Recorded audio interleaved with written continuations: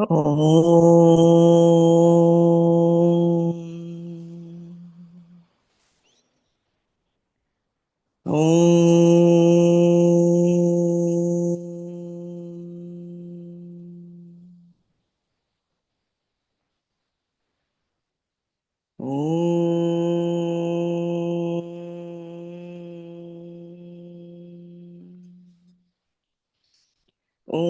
सहना भवतु सहनौ भुनक्तु सह वीर्यङ्करवावहै तेजस्विनावधीतमस्तु मा विद्विषावहै।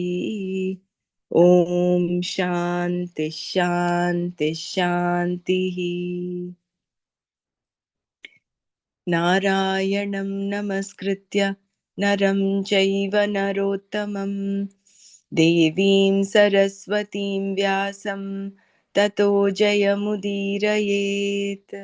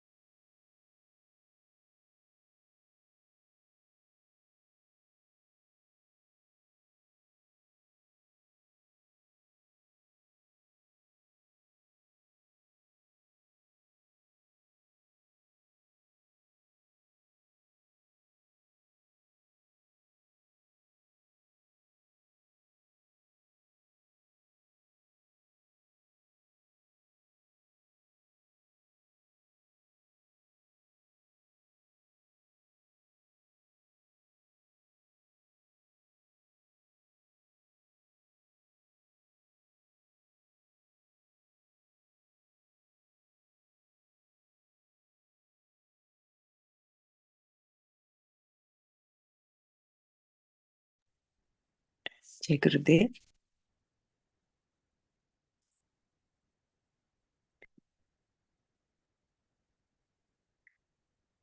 So we stopped here yesterday.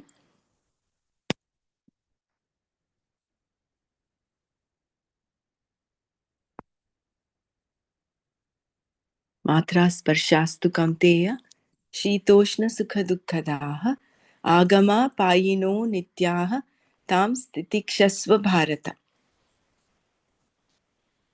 So, O son of Kunti, the contacts of the sense organs with the sensory world, which give rise to cold and heat, pleasure and pain, which have the nature of coming and going, are not constant.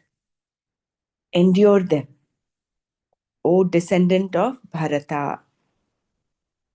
Given that the Atma never dies, that it always survives, as Krishna said, it seems that sorrow caused by the death of a person is not reasonable and therefore not very legitimate.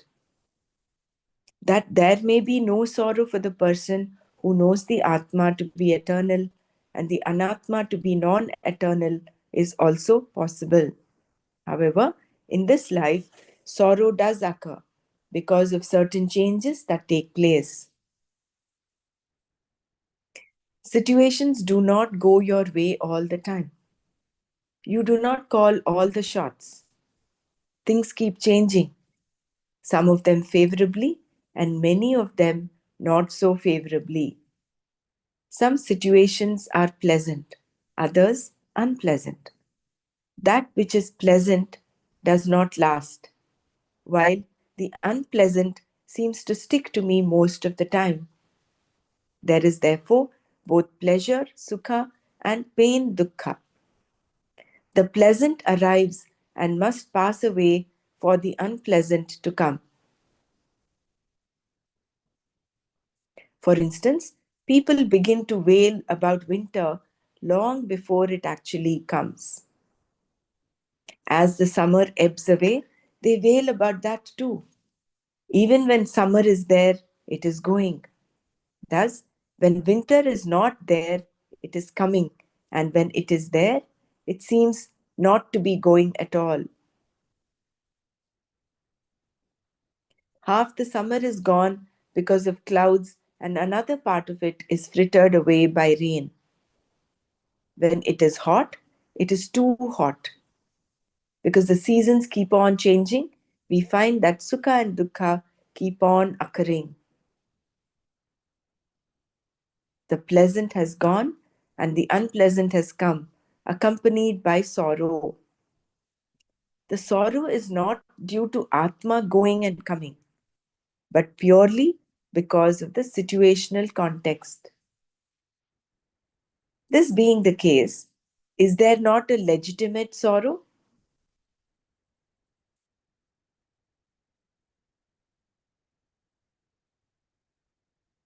Krishna talked here about the nature of the sense organs and the sensory world. The sense organs, matras, contact sense objects, and these contacts, sparshaha, give you the experience of cold, heat, pleasure, pain, etc. Shita, Ushna, Sukha, Dukkha, Daha. The knowledge that something is cold or hot produces a response that this is pleasant, Sukha, or that this is unpleasant, Dukkha. Cold can be either pleasant or unpleasant, and so can anything hot.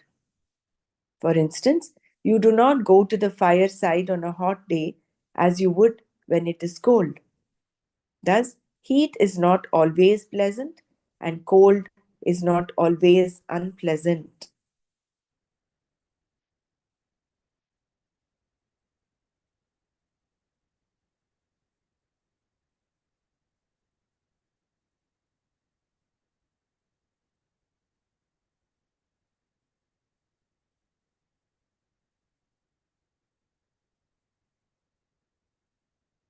So, the fundamental thing is that when you have knowledge of the Atma, that Atma is eternal, there is no sorrow. And when you also know that Anatma is non eternal,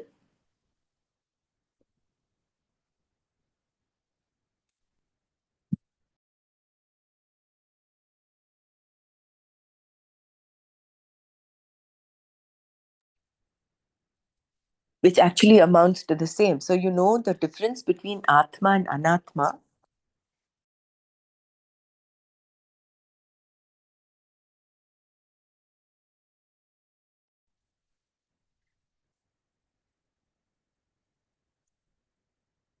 Then there is no sorrow.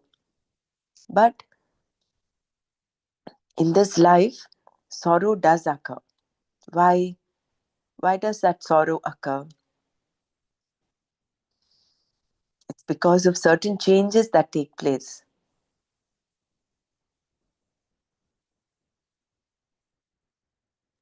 Changes, Hariom, changes for the person for who is undergoing that change, and the people around, they observe that change and they too become sorrowful, right?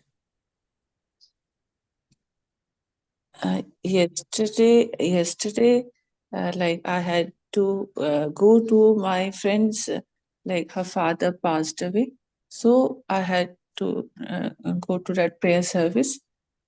There, like I was sitting there, and though having this knowledge that yes, yeah, the soul is not destroyed anyway, it's only that body is shed, but still, you know that feeling the grief of my friend, from her point of view, I was sad and the tears were coming. And then I was relating that how, like, we are studying the same thing, but it isn't going that practical way. Uh, Still, that sorrow was lingering, and tears were welling up in my eyes. And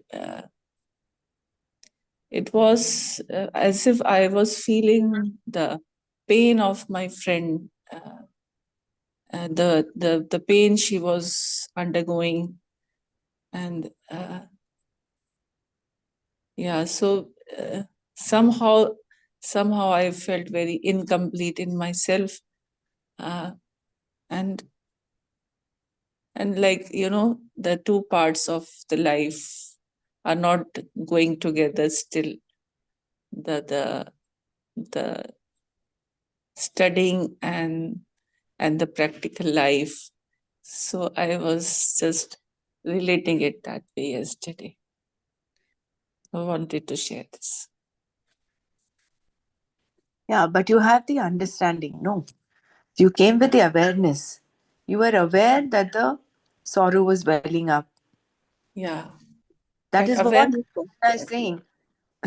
When the sense organs contact the sense objects, there is there is the experience of sukha or dukkha. That is inevitable. That is the nature of the sense organs and the sense objects. You cannot surpass that. And I what I felt Mm. was that the sense organs will definitely have their effects on you, no? Even though how knowledgeable you become, but still that will affect you anyway. Though that degree may be varying, but yes, it will have its effect. The sense organs importance would not go away. Yeah, they perceive all things, no? They perceive everything. And like it was in my head, it was that all that knowledge was staying, but still that emotional turmoil was there. So, and maybe it was on the superficial level, or it was the deep feeling, which the deep grief that was there. Uh, but that reaction was happening, and one always feels pain when somebody passes away. That it is always there, though even if you see an unknown person, if you do not have connections with that person, still that pain is always there when we see some body leaving the soul, or sorry, the soul leaving the body. So uh,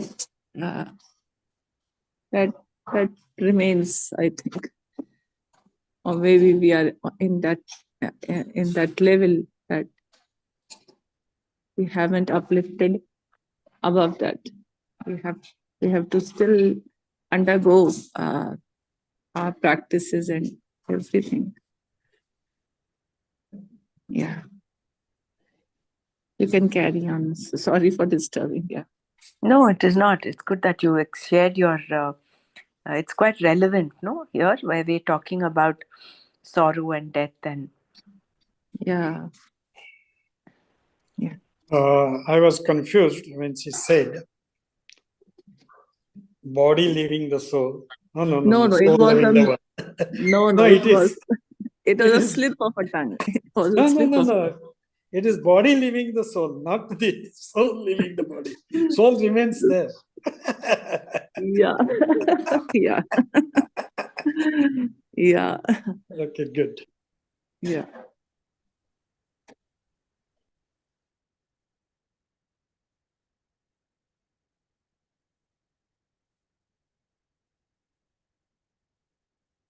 so this life, however, sorrow does occur because of certain changes that take place.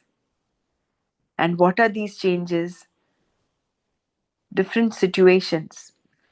These situations do not always go our way. Sometimes they're favorable, sometimes they're unfavorable.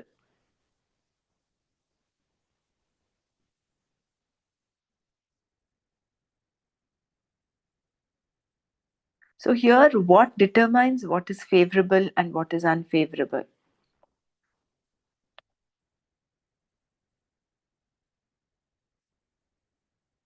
It is relative again, it is dependent on the person, right?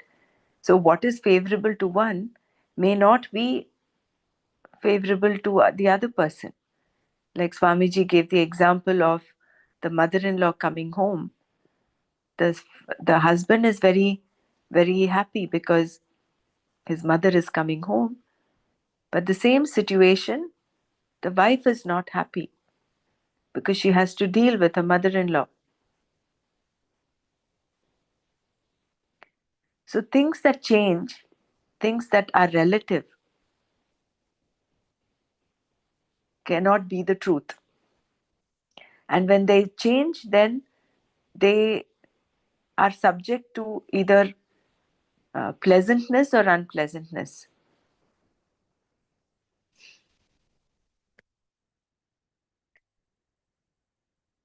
So the pleasant has gone and the unpleasant has come, accompanied by sorrow. Because the seasons keep on changing, we find that sukha and dukkha keep on occurring. The sorrow is not due to Atma going and coming, but purely because of the situational context. This being the case, is there not a legitimate sorrow? Krishna talked here about the nature of the sense organs and the sensory world. The sense organs, matras, contact sense objects. And these contacts, parshaha, give you the experience of cold, heat, pleasure, pain, etc. Sita, Shita, Ushna, Sukha, Dukkha, Daha.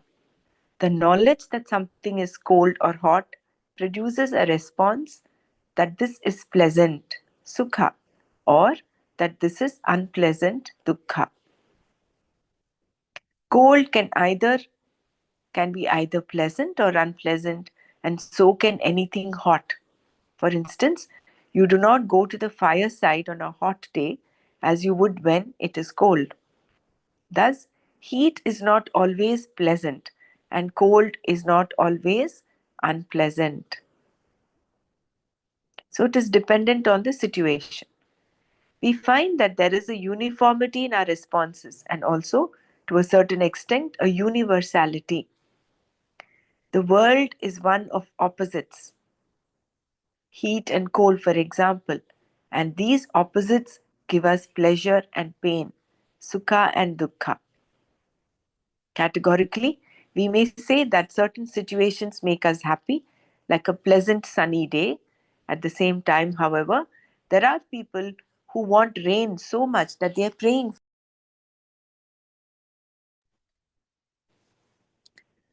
These then are our responses, which seem to give rise to sukha and dukkha, all due to contact of the sense organs with their objects. One may argue that if contacting heat and cold gives rise to sorrow, perhaps we should avoid contact with sense objects. But how can we? Krishna did not say we have to avoid the contacts. We need only understand them. Most of our problems are like this.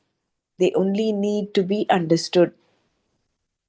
What is to be understood here is that the tendency to come and go is the nature of opposites. Heat and cold, pleasant and unpleasant, and so on. If you keep on saying it is hot, a time will come when the heat will be gone.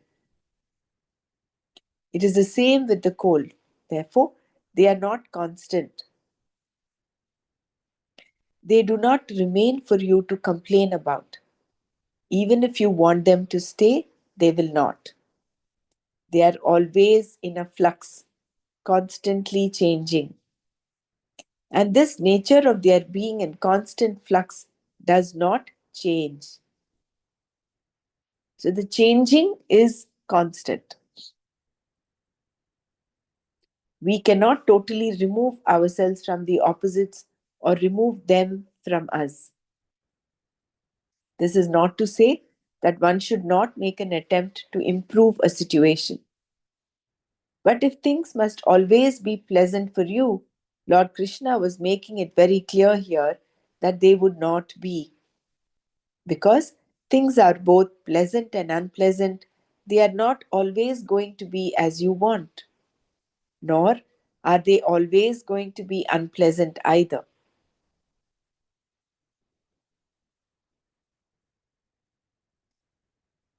This knowledge that opposites are inevitable and we cannot totally remove ourselves from the opposites.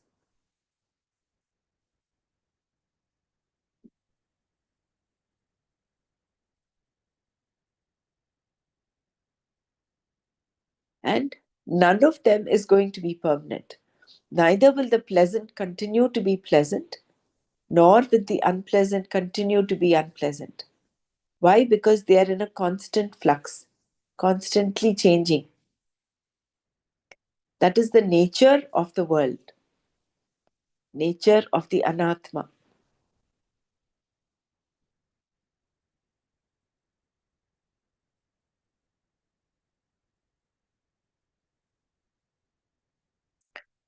Quite interesting. When you look back, when it's, we know on one side because of our experience, we know this, but when you look at it from the other standpoint, perspective of coming from the Atma, Atma is eternal, and how this Anatma is constantly undergoing a change, a flux. And this is the reason why situations change, people change, opinions change. But somewhere deep down, we want everything to be according to our wish. We want everything to be favorable to us all the time.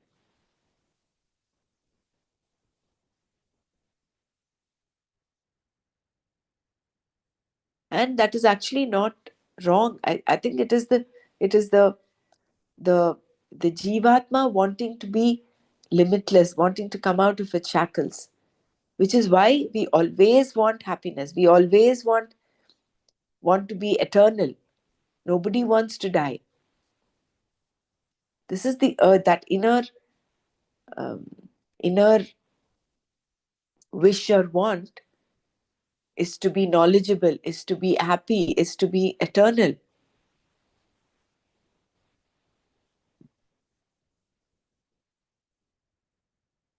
because we are eternal. It's just that we are covered by that layer of Maya. And that is why we need to understand. This is more an aspect of understanding rather than just doing. No amount of doing will help clear this up.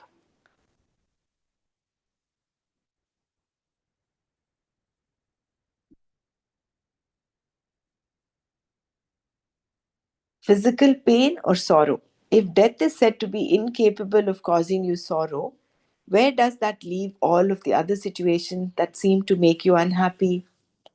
The world can cause you some physical pain because the physical body belongs to the physical world. One physical entity can therefore hurt another. Arjuna's problem is not physical, it is purely sorrow, shoka, and shoka is a type of thinking. While physical pain is something to be endured and cured, sorrow is something you build on. Physical pain is not something that is totally avoidable. The body is subject to pain and will be affected by one force or the other, the sun, rain, winter, and so on. You can protect the body to the extent possible, but because it is anitya, constantly changing, it is subject to pain. This is the nature of the body.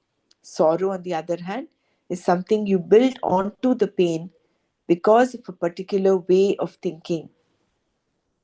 This is exactly where we have to change cognitively. Therefore, Krishna said, take every situation as it comes. Arjuna, cheerfully in your stride with a sense of humor.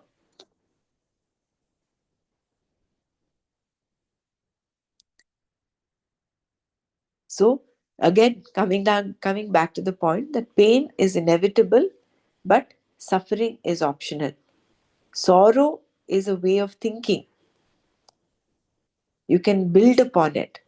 Pain is something to be endured, whereas sorrow is something that is You add on to the pain. Why? Because of a particular way of thinking.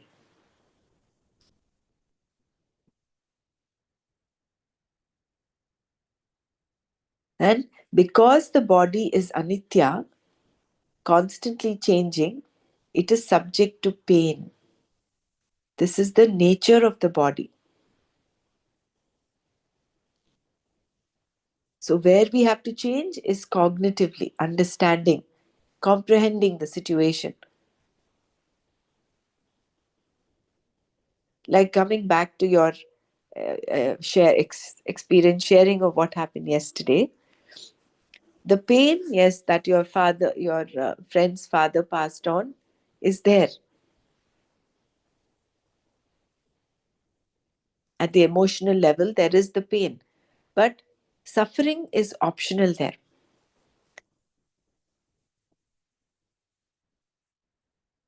Universally, that is what is felt. I mean, even in the previous example, sometime earlier, Swamiji had given the example of how when in a tennis match or any sports event, the winner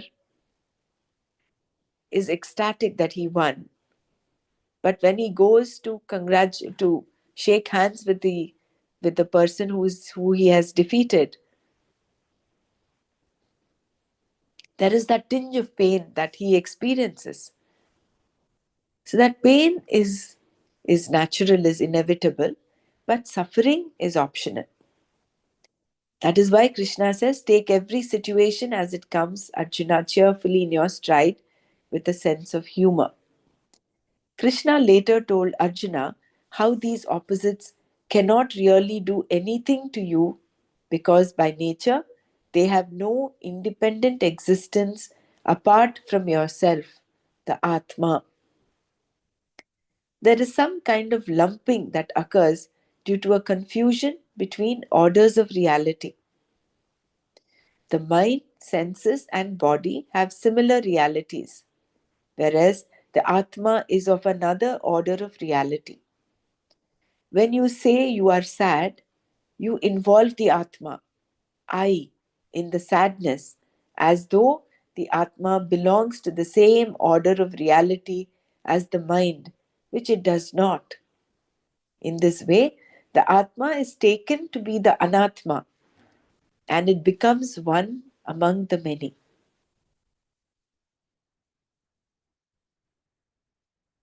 Because the Anatmas in the world are too many and so varied, you cannot cope with them all, even though they are all Anatma. Even the small bugs create so many problems, let alone the more powerful forces. If the Atma is really one among the many, nothing can be done. However, the vision is that the Atma is unlike any of them. Sorrow is not possible without Atma I. Every time there is sorrow, it is because Atma is somehow involved. Mere mind with its thought process cannot create sorrow. Therefore, ignorance is the cause for imputing sorrow to Atma. Can you read it again?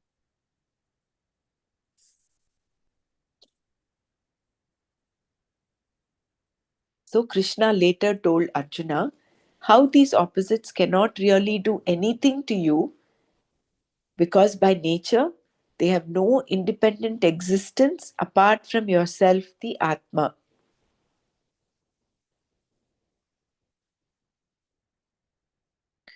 There is some kind of lumping that occurs due to a confusion between orders of reality. The mind, senses, and body have similar realities, whereas the Atma is of another order of reality. When you say you are sad, you involve the Atma, I, in the sadness as though the Atma belongs to the same order of reality as the mind, which it does not.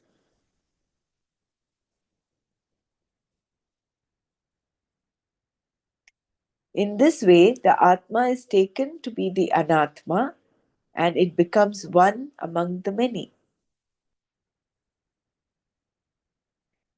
Because the Anatmas in the world are too many and so varied, you cannot cope with them all, even though they are all Anatma. Even the small bugs create so many problems, let alone the more powerful forces. If the Atma is really one among the many, nothing can be done. However, the vision is that the Atma is unlike any of them. Sorrow is not possible without Atma, I. Every time there is sorrow, it is because Atma is somehow involved. Mere mind with its thought processes cannot create sorrow.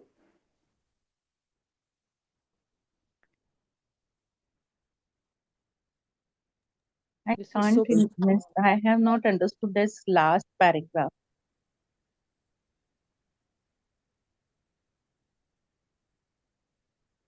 See, the Last reason, line. yeah. Therefore, Yeah. ignorance is the cause for imputing sorrow to Atma. See, one thing is, yeah, let's just close our eyes and reflect on all that we have heard and understood, and then let's share.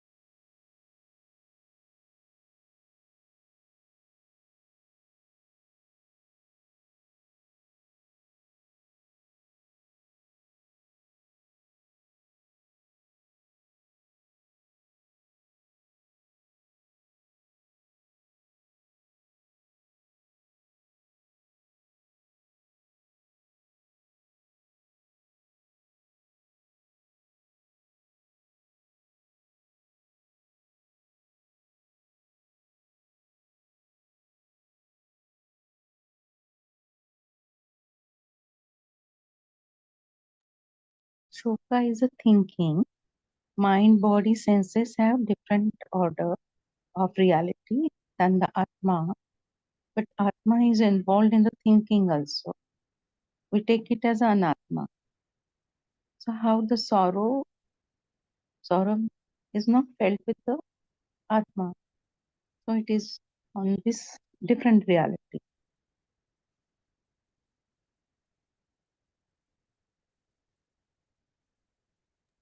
It's written that every time there is sorrow, it is because Atma is somehow involved.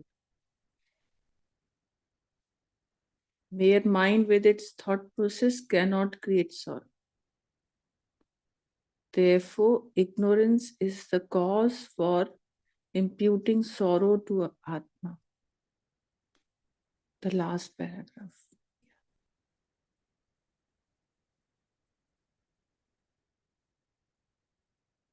Yeah, yes, I understood. The dead body cannot feel anything, right? So when we are alive means that Atma is experiencing this. I'm able to understand this. Yeah. Atma is not experiencing. Because of Atma, we are experiencing. Yeah, thought are coming because of the Atma. Means that thinking process is connected to Shoka because of the Atma. Atma. Atma is No, untouched by that. but it is untouched. Yeah. That Because it ignorance has a is different reality order. uh, because of the ignorance, we impute sorrow to Atma. Means, because of the ignorance of the light, we are putting the image of snake on the rope. Rope is rope. If there is no rope, you need not have even thought of snake. So Atma is, it is needed. It is the basis. Everything runs with that. But because of the ignorance, we are inputting the sorrow on Atma.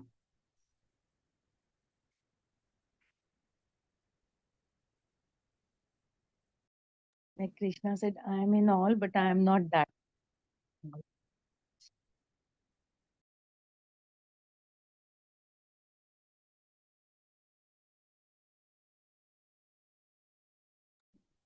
All the qualities of Atma, Nirlipta, Nirvat, like all we have read in Atma Bodha, no? It has all the qualities that it is untouched in every way. But still. Without that, things doesn't move. Yeah.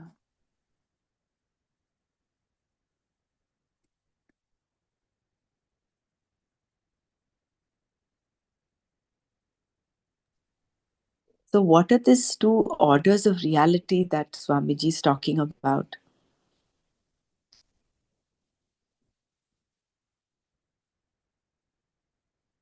The changing and unchanging, body, mind, and senses goes, and that sparsha konteya, that senses get in touch, and then process happens. But for Atma, there is what I feel, it's untouched. So the reality is very different than these three things: mind, body, and senses. They have existence because of this Atma, and that means because of that we are experiencing everything, and it is a witness only.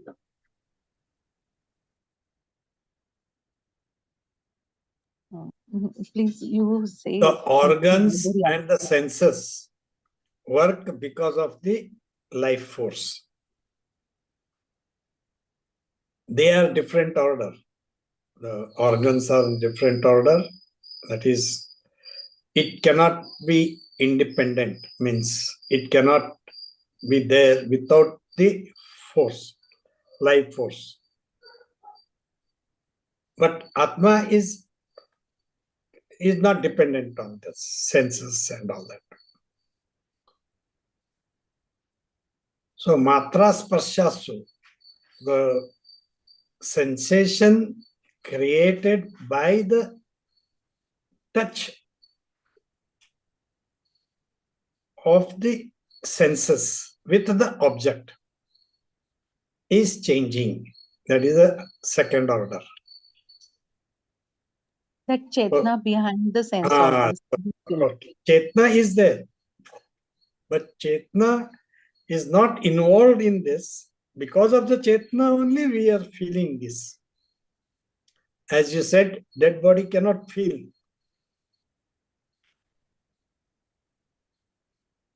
So the senses, when they touch with the object, they create the sensation of dukkha or sukha or cold or hot and all that.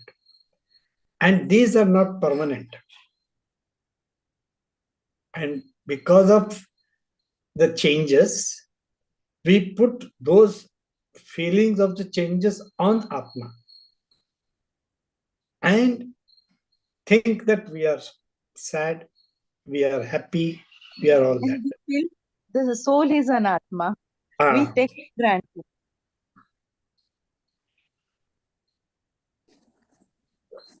Beautiful paragraph. Beautiful paragraph.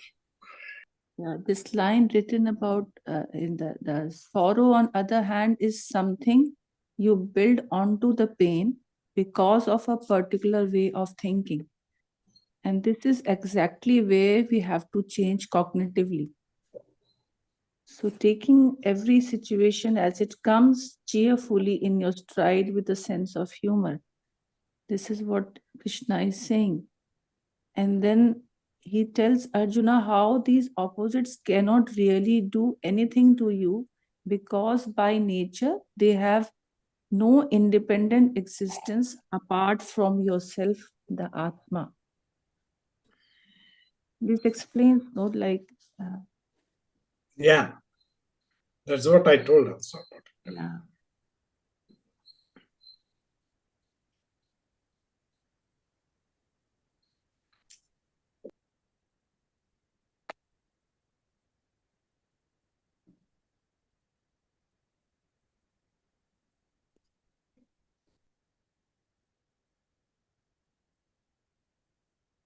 So, therefore, the Atma, very beautiful discussion.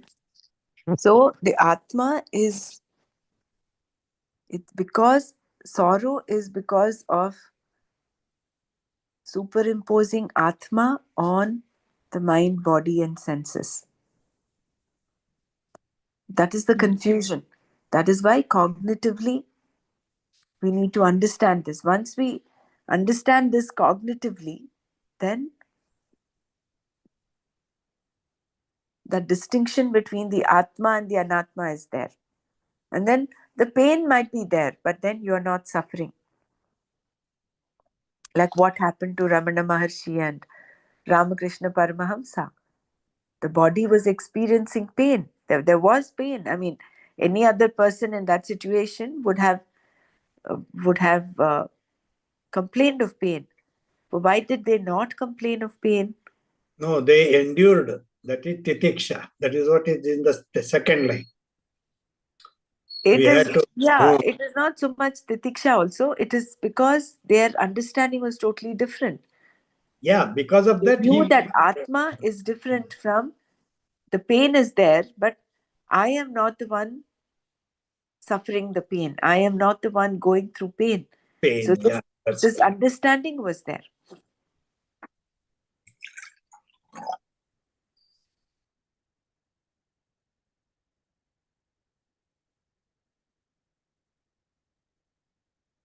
Therefore, ignorance is the cause for imputing sorrow to Atma. See, mere mind with its thought processes cannot create sorrow. And sorrow is not possible without Atma I. The reason for sorrow is because there is that ignorance that imputes, that superimposes Atma on the Anatma. What is there to worry about? The coming and going of the opposites is a fact. Thus, when Krishna told Arjuna, endure them, titikshasva, he was not offering advice. He was being objective. What is the need for this objectivity? Because situations are constantly changing, the pleasant as well as the unpleasant. To think that only the pleasant ones change and not the unpleasant is not correct. What then is there to worry about for a person who is objective, who has a certain appreciation for what the world and its situations are all about? There is no reason for sorrow. There are just situations to face and act upon, whether inner or outer. There is nothing to be sad about. So, Krishna is urging Arjuna to be objective. Titikshasva. What is meant by objectivity? Objectivity is where you stand apart from and you're having a perspective that everything is changing. So the pleasant also will change, so will the unpleasant. And therefore, there is no reason for sorrow. There are just situations to face and act upon, whether inner or outer. There is nothing to be sad about. One thing like here Krishna tells Arjuna, endure them, titikshasva. He was not offering advice, he was being objective. So if you are being objective, you are in a seer mode, isn't it? Like this? Yeah. Like then there are two different things, that being a seer you are not affected, and then second is that you endure them. So if for enduring you have to experience it, and for experiencing then you will not be in a seer mode. Isn't it like this?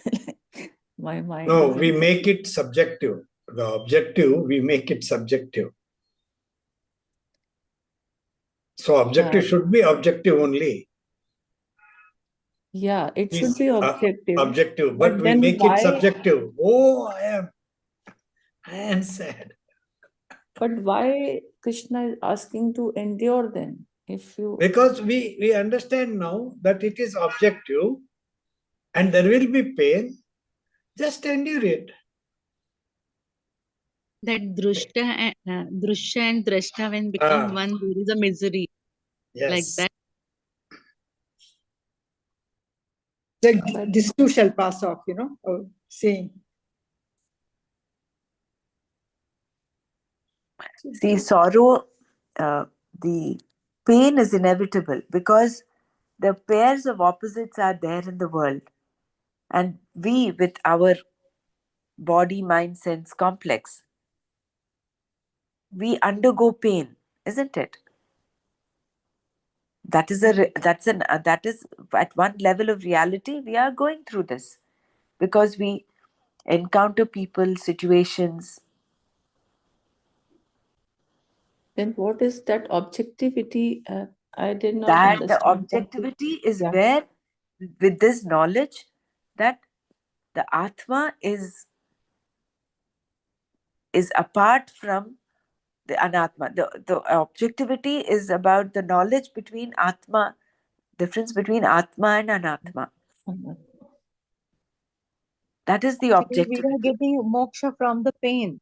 Whatever we are seeing and getting from the scenery, that gets, if we get titiksha in that, we endure, we come out of it. Because it is ever changing, no?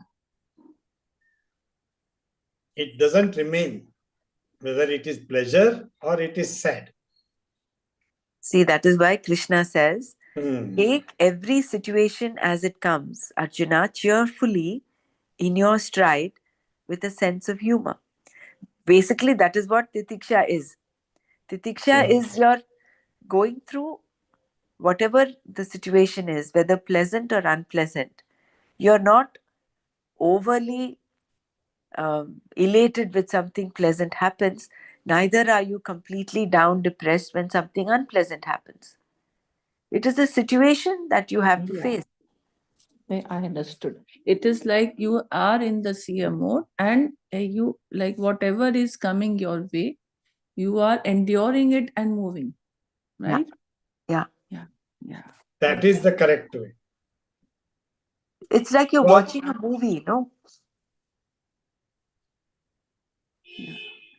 Here we are watching, the cognition here is what you're watching. You're building up your awareness to such an extent where you are able to see the movie in your mind, the movie of the changing emotions, the movie of the pain that the physical body is going through.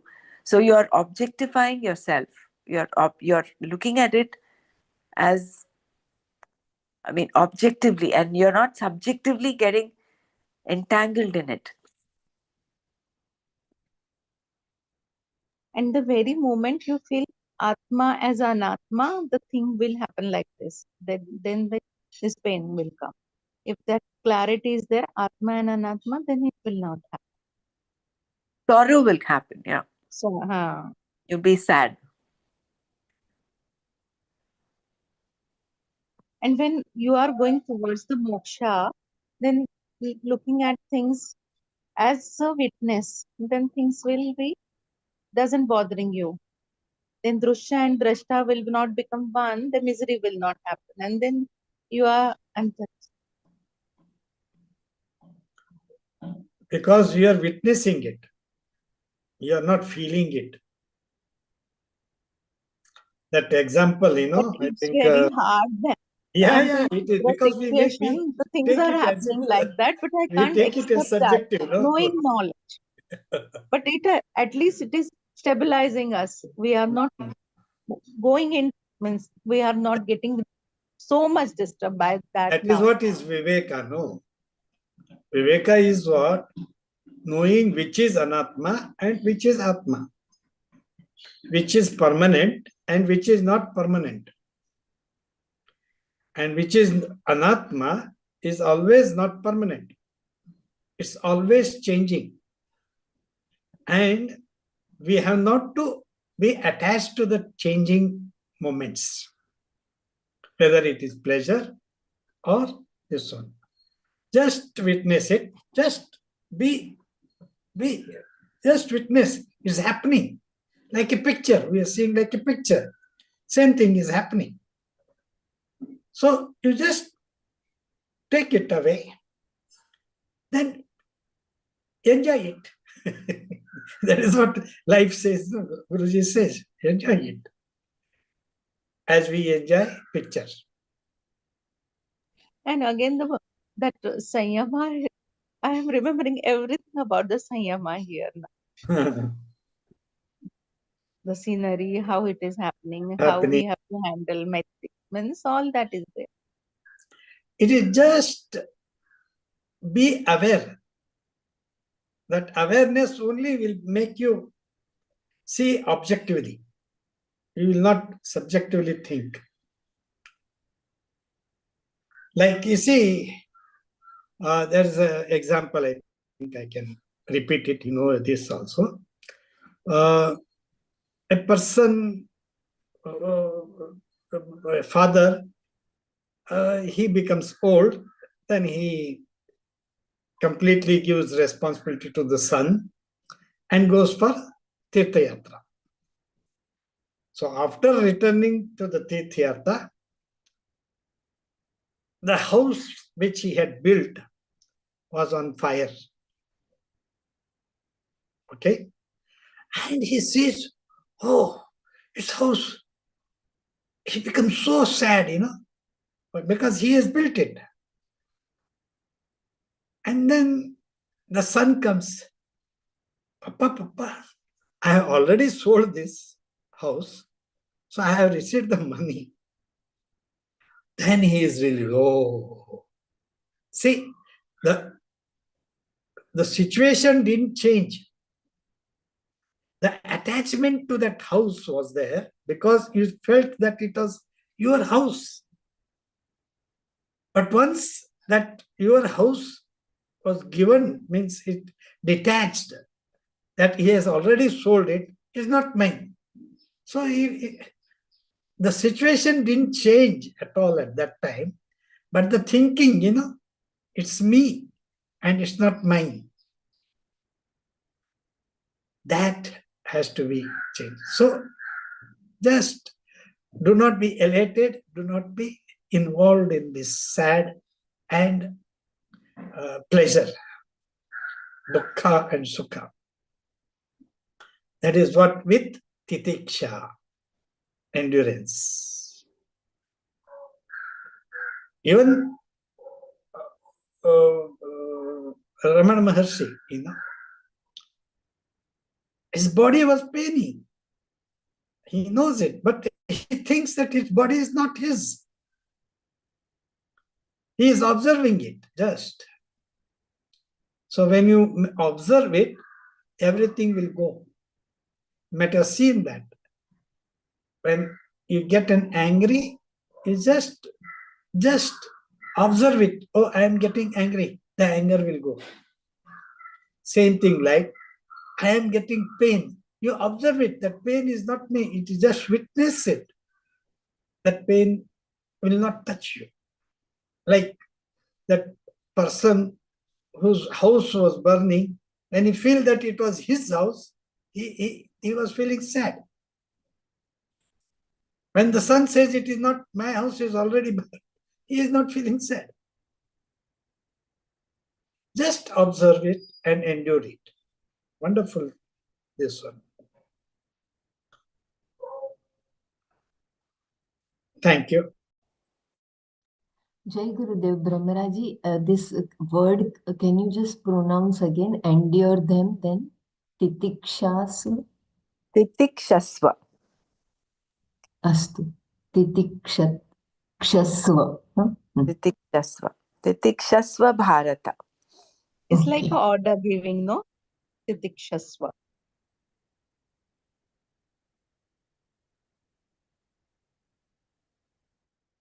So what then is there to worry about for a person who is objective, who has a certain appreciation for what the world and its situations are all about?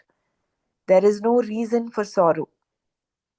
There are just situations to face and act upon, whether inner or outer. There is nothing to be sad about. See, this line is also important. So, there are only situations to act upon, to face and act upon. It is not passive acceptance. You endure them, but at the same time, you act upon them, whether it is inner or outer. So, whether what is going on inside of you, number one, we have to face it. Number two, face it how? Cheerfully. And then you act upon. Take that active, we're talking about active acceptance here. But what is important is there is nothing to be sad about. See, why is there so much talk about sorrow, being sad? Because that is what will um, entangle us in this anatma, in the world, in the jagat. If we are moving towards mumukshutva, we are moving towards the goal of moksha, of liberation. This distinction between atma and atma is important. Whereas being sad is you're engulfed in that confusion between these two. So the first step is to realize, yes, the world is there, it is full of opposites, and my contact, the sense organs contacting with the sense objects, does produce pairs of opposites: heat and cold, joy and sorrow.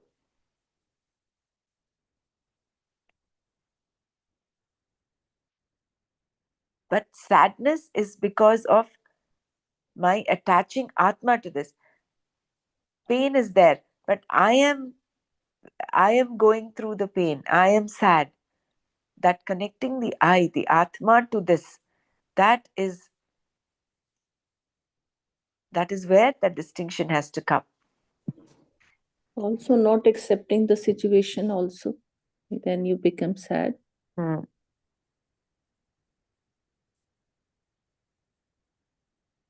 As in COVID times, we were having Guruji no gave money. it. Guruji gave it in such a small accept situation and the persons as it comes. So beautifully he has given it. Everything is involved in it. Single line. Covered in a single, everything is covered in this.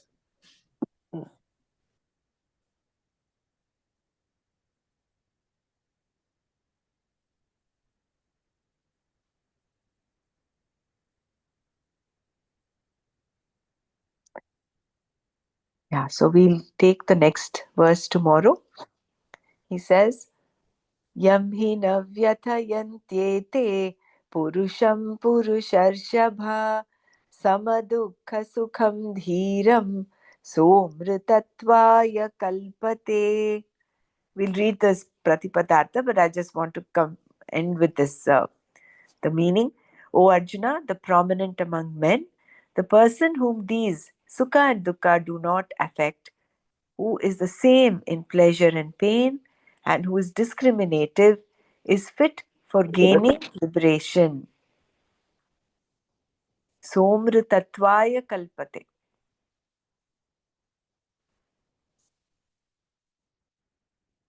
Right. So Dr. Brahma, the 15 verse, this is 15 verse you are reading, yeah, no? 15th. Then my book is saying yam hina vyathantete purusham purusharcha. But this is the next verse then. This is verse 15 in this text. Because what we did before, Matra Sparsha, is 14th, no? No, you just scroll down, like, yeah. This topic, what is there to worry about? No.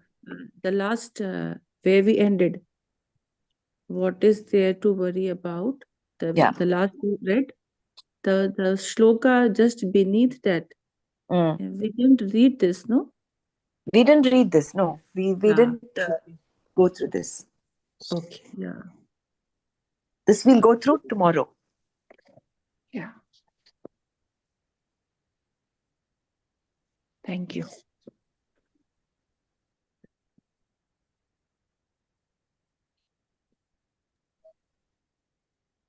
So we'll stop here today. Om Loka Samasta Sukhino Bhavantu. Om Shanti Shanti Shanti. Om Tat Sat Shri Krishnarpanamastu. Jai Gurudev. Jai Gurudev. Thank you. Thank you.